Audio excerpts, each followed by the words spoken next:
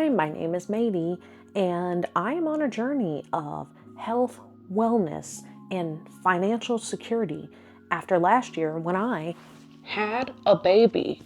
I'm too scared to use my megaphone when the baby is asleep. So I've really put off making this video, in part because as I started making notes, I was like, oh, I'll just make a few quick notes, and a few quick notes turned into 4 pages of notes. But also because, like, I've done my fair share of embarrassing things on the internet since the actual start of my channel in 2024. And like, you know, your girl was also fat. Like, I'm fat and I've shared being fat on the internet. And you know, but like, I feel like there's no good excuse for being bad with money. And money is complicated. And I'm going to be honest, like, I'm not the worst with money, but I'm not very good at it. I have no like financial role models in my life. Several close family members are the type that have to, like, you know, spend every last cent in their bank account. Like, if they have $100 to make it till payday on Friday, they're spending that $100 before Friday. Yeah, and it's often by choice that they spend all their money. It's not a living paycheck to paycheck situation. I think they would argue otherwise, but like, you know, some of them like have their nails done and, you know, go out to eat a lot and everything. The point is, money is a complicated thing, because I sound like I'm being like hella judgy, and I guess in a way I am, because like, you know, I don't know, I have debt and whatnot. And part of me is like, well, I don't know what to do, But then the other part of me is like, there's no excuse for this. I am grown. I am a 32-year-old lady. And I need to get it together. I do. Another reason that I was nervous to share this is that a lot of people act like they have like moral superiority when it comes to money and not having debt. This is just a classic case of a millennial spending too much money trying to keep up with the Joneses when you could simply cut back on your expenses, live somewhere that's cheaper, and just send your daughter to a cheaper daycare. It's that simple. So we have $10,000 in student loan debt still. Good gosh, it's not every day we talk to a neurosurgeon.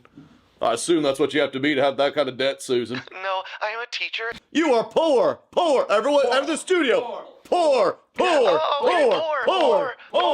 One of the financial audit's signatures is Caleb listing out a bunch of transactions in this very incredulous tone. Amazon, Domino's, Jack in the Box, Amazon, Insomnia Cookies, Chick-fil-A, PayPal. We're meant to just be shocked that they're like spending money at all. How dare they have any transactions on things that aren't pure essentials? I don't need to listen to ads, even at the discounted student rate, when we are in debt and can't afford that.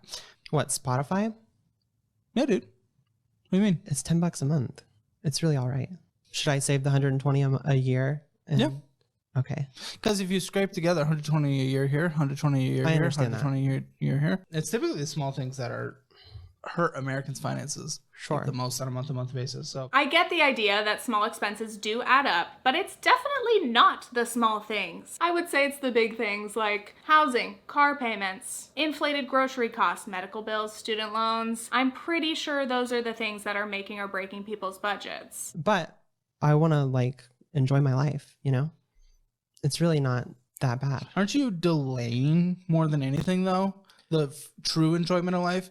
I actually mentioned before that I would be talking about my debt, and one of my commenters warned me, and they're like, basically their comment was like, hey, be really careful talking about that, because people tend to be really judgy despite having their own messy lives. Like, they're sitting there judging you, but like secretly they have like several $1,000s in credit card debt. It happens. Literally the other day, for inspiration, I was watching someone reacting to like debt related TikToks. But basically the girl in the TikTok's like, okay, so I have about 25K in debt.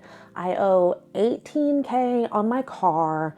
I have a 2K, you know, hospital bill, medical debt, and I owe about 5,000 on my credit cards.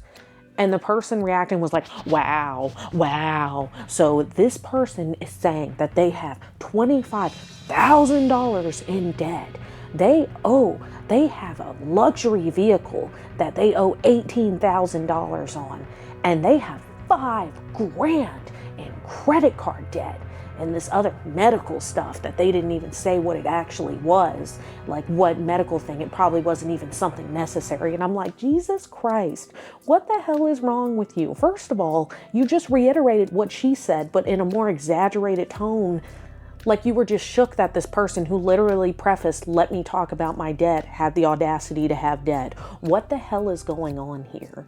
And I seriously considered making an entire video about debt, about our, at least in the United States, the socioeconomic reasons that the vast majority of Americans have debt and how hard it is to make it in our society and how our society is actually driven to where people have to fail and in order for other people to succeed, like these freaking billionaires. I just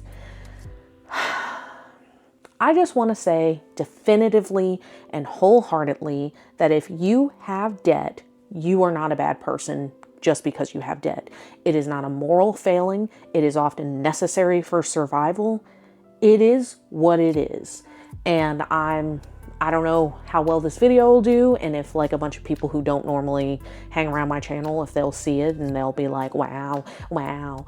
I don't care. I'm just saying that that's my mentality when it comes to debt. I'm not going to judge you. If you want to judge me, that's fine. It is what it is. If you guys are interested in a video talking about like the morality of debt and everything like that, I don't think I can make a better one than Tiffany Ferg. So I'm going to link her video down below because it was a good one. And it really reflected a lot of the things I was already feeling.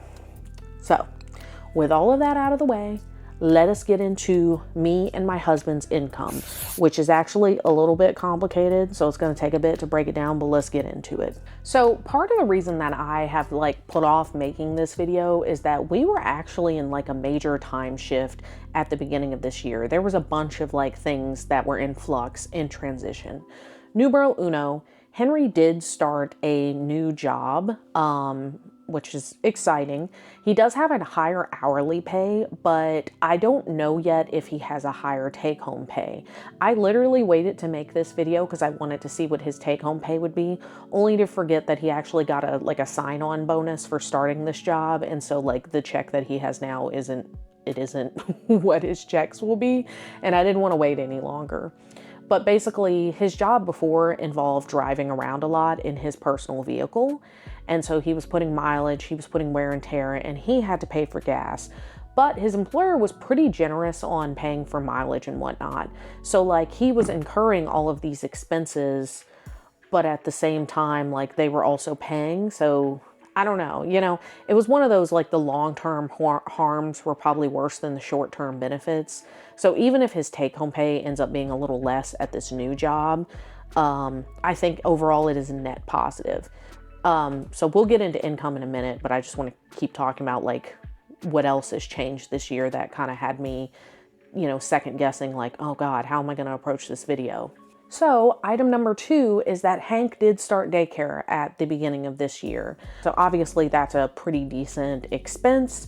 It's also out in the boonies, and I have mentioned before on my channel, but I work from home. So I basically didn't really have to budget for gas money very often because like I just didn't drive my car very much. However, I'm now driving my car a good 30 miles a day because his daycare is more affordable, but unfortunately it's like out in the boonies. That's the trade-off. If I had it properly here in the city, I think it would cost more. So in terms of income, my income is about $2,000 a month. That is my take-home pay. So for me, that's after taxes. I have a flex savings account, which covers Hank's daycare. So we do get reimbursed back for that, which is pretty nice.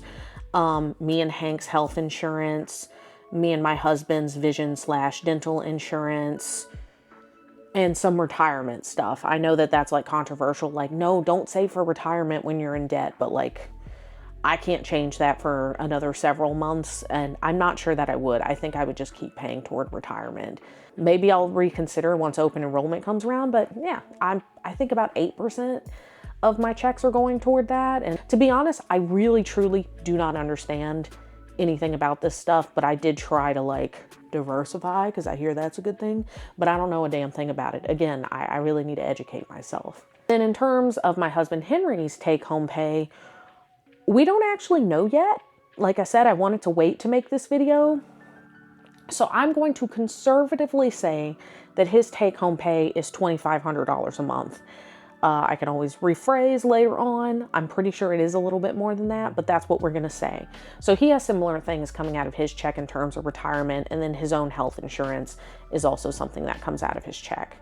In terms of additional income, he does occasionally donate plasma, but we aren't going to factor that in because if you're not familiar with donating plasma, it can be really inconsistent money. They change their rates constantly, but also like you might not be able to donate if you don't pass your daily physical.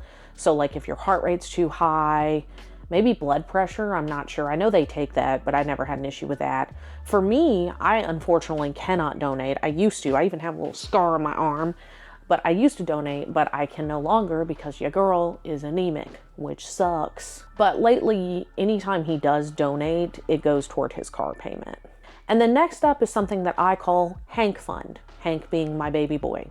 So early on, I discovered that baby items are hella expensive and babies only use them for a short period of time. Also, you have no idea what your baby will like. You could get something you could think is the cutest, nicest, bestest thing, and your baby's like, I hate this, get it away from me. So I realized very early on, like I obviously had my registry and got set up and everything. And thank you for anybody that ever bought anything off my registry. But we got set up. We were doing pretty good. However, you know, as a first-time mom, he needs things sometimes where I'm like, damn, I didn't think about that. And so I have what I call Hank Fund. So Hank Fund is cash. I don't have my wallet, but I think I have about $50 in Hank Fund right now, where I will buy things used, typically off Facebook Marketplace, and will use them, keep them in good condition, and sell them, hopefully to break even. Whenever my husband had to drive all over Missouri for his job, every now and then I'd get a pretty affordable item out in the boonies and be able to sell it for a little bit more here in the city. I almost feel like bad about that, like that's unethical. But I mean, as you guys are about to find out, it's not like I'm rich. I mean, yeah, I'm not rich. Typically though, Hank Fund is its own thing. I don't typically dip into like my own money unless I have to, unless it's just simply something I can't buy used. But that just is par for the course. We have a little baby. He needs things. It is what it is. But just for the sake of transparency, I did want to tell you guys that Hank Fund is a thing. And then last but not least is my YouTube money. I am monetized. I have been monetized for quite a while. I'm making that TikTok money now. You're making money on TikTok? Yeah. How much? $78. Damn. Babe. I don't make bank. I don't make a livable wage by any means. I'm just a small creator and I do this because I like it, because I have fun with it. And I would say on average, I get paid probably every other month, and it's probably only about $75 a month. Any money that I make from my channel goes back into my channel. So for me, that would be like certain subscriptions like Canva Pro, Capcut. Occasionally I go back and forth on if I pay for it or not. They do have a free version, but anyway. I'm probably finally about to break down and buy an Epidemic Sound subscription. So things like that, those are all my YouTube money going back into my channel. I know certain people would probably be like, no, that income still counts. Like you need to put that toward debt. But I really don't feel like getting happy like, oh yeah, I managed to put this much money toward my debt and then turn around and have to pay taxes on it. Whereas I could be wrong. I know it makes my taxable income a little bit higher. Everything that I use it for is a tax write-off. But part of the reason I'm mentioning this is if in future videos you see me trying new things, or maybe like, you know, for my jump rope challenge, I bought a new pair of shoes, or if I buy a new piece of workout equipment for a challenge or anything of the sort, and you're like, Maddie, you shouldn't be spending money on that, it's my YouTube money. I think that's everything in terms of income. So next we'll go on to non-debt related bills. So in terms of non-debt related bills, and this is like essential stuff, this is rent, utilities, and I would say our phones. I think in this day and age, having a phone is pretty essential, especially again, because we have a baby. So in terms of those three things, we pay about $1,600 a month. And then of course our rent went up this year because I guess this apartment has somehow appreciated. Lord help me. And then groceries and gas have always been really hard for me to estimate. But I would say that groceries and gas would come out to be like another $750. So the total amount for, like, again, non-debt and non-fun related expenses would be $2,350 ballpark. On to the part with me being bad about money, there are also a number of other things that I know I'm not thinking of, like subscription services and little things like that. I try really hard not to have too many like TV-based subscription services going at a time, because the thing is, like, you can only watch so many at once, and like, I'm just not about that life. And then I also will, like, you know, do the cheaper version that has ads. I can listen to an ad every now and then. In preparation for like trying to be better, I did cancel like Amazon Prime. I canceled our Sam's Club membership, and I may be able to mooch off my mom, so that's nice. I canceled HBO Max. It's on my to-do list to cancel my Bistro Huddy Patreon subscription. I really love the Ruby Cole stuff, but I should not be spending $5 a month on like one person.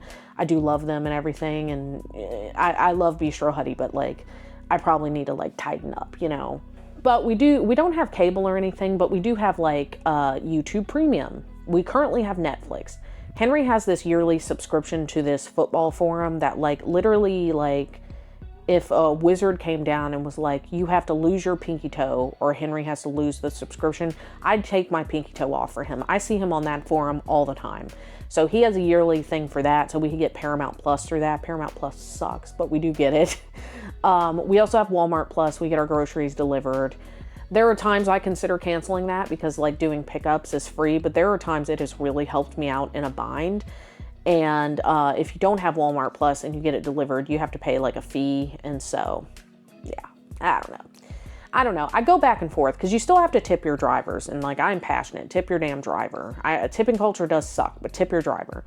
So maybe I should consider canceling that, but I can't cancel that until the fall anyway.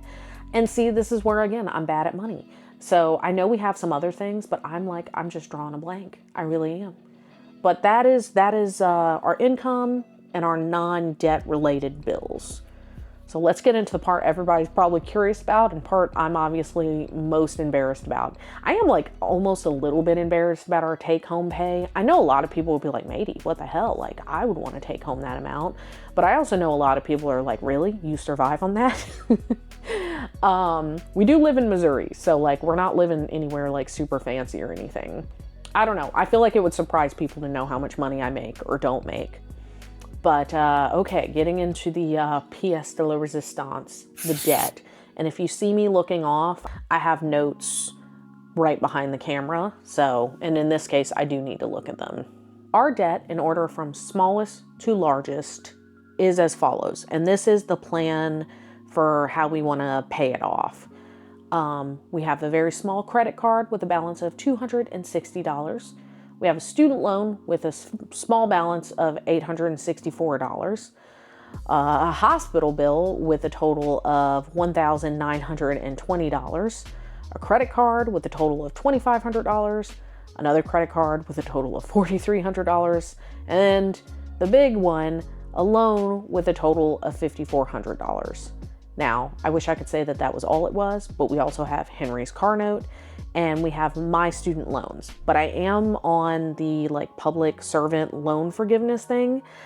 However, I don't even want to get into that because like with our current administration, I don't even know what's happening with it or what's going to. Yeah. So right now, my goal is I want to pay off 1 through 5. And in a perfect world, I'd love to pay off all 6 of those. I will flash the number on the screen. I wrote it down somewhere, but of course I don't have it, of how much money that would be to pay off. But yeah, for sure I would like to at least pay off, like I said, 1 through 5. So I am filming this in February, and I have a minimum goal of, in addition to paying like the minimums on these things, paying an extra $200 toward debt a month. And I know some of you might be like, wait a minute, what's this? This ain't enough. Make it enough. Damn! That's my minimum goal. That's my like New Year's resolution. We're gonna be throwing more money at that because we wanna get rid of it, get it out of here. So in January, I did go ahead and take care. I say I did. Me and Henry went ahead and took care of debt numero uno, which is that $260 credit card. And although it is not technically in order, for reasons I can't even get into, just basically that hospital bill, we went ahead and took care of that too. They like kept going back and forth on like, oh, it costs this much. Oh, it costs this much. So I finally just settled it. So we took care of that as well. So next up would be the student loan payment of $864 payment. It's just a small student loan. And I would like to pay at least half of that. Bearing in mind, I went ahead and settled up the hospital bill. I would like to pay half of that in February, but we'll see. Stay tuned. So, in case you guys hadn't noticed, our method for paying off our debts is something that's commonly called the debt snowball. And that is when you start from the smallest amount to the biggest amount.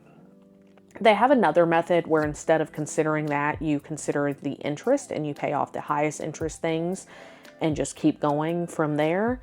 However, I don't know. I prefer the debt snowball in this case. I can change my mind. I'm allowed to. It's not like I'm like bound to this and signing a contract or something. Having said that, you know, the debt snowball thing was popularized by Dave Ramsey, but make no mistake, we don't like Dave Ramsey around here. I'm sorry, but like you can express your sentiments without being a dick. I actually really liked Dave Ramsey once upon a time. And after COVID, I stopped liking him because I just feel like he's just another rich, out of touch, boomer, white guy. And then another controversial talking point I would say would be that we are not going to stop living our lives. We're not going to stop like celebrating things like birthdays, anniversaries, Valentine's Day. We're still going to celebrate that. I'm really sorry. In fact, I have some friends, some very dear friends of mine getting married in the fall. We will be traveling for that. Henry's actually officiating the wedding and I'll be doing some things too. So, we're going to that and we'll spend money doing that. I'm very sorry. And then I mentioned in my 2026 like goals and resolutions video that we also really want to go see a family member on my husband's side of the family. They can't travel and he really would like to meet Hank. He's somebody very important to my husband. And so we're going to make that happen and we have to fly there. So that'll be fun too. So we are, in addition to paying off debt, like, I'm sorry, but we're going to keep living our lives. A lot of people feel that like you shouldn't, like, how dare you? I've had so many times in my life where I've buckled down and I've buckled down and I've buckled down. You don't have to buckle down 100% of the time. I feel like that's a hot take, but it's true. And I know this is such a cliche to say, but I have lived this and I've seen it. Tomorrow is not promised to any of us. So like, knowing my luck, I would buckle down, and then get hit by a bus, you know? Okay. It's not, I'm not quite like, it's not quite that serious, but I think things don't have to be so black and white, so gung-ho, so gazelle intensity, as Dave Ramsey would say. I think there can be a happy medium where you are working toward a goal, but also enjoying the ride a little bit. And then last but not least, I don't really have a plan for how often I intend to check in on this magical debt journey. At first I thought maybe once a month, but I don't feel like I'll have enough to report back on. I don't want to just get on here and be like, I paid this thing. So maybe every 6 to 8 weeks. If there is something you would like to see in these like little debt check-ins, let your girl know. But I haven't, like, I want enough content to be able to make a video, but I do still want the accountability of checking in with you guys. So yeah, that's it. That wasn't as painful as I thought it'd be, but it was also very painful. Okay, I'm just kidding, kind of. But that's everything. I don't know why you would, you know, like this video particularly, but if you do, you can do the usual things, like, comment, and subscribe. The YouTube wizards, they love that for the growth of my channel. And I will see you guys in the next one. Bye. Bye.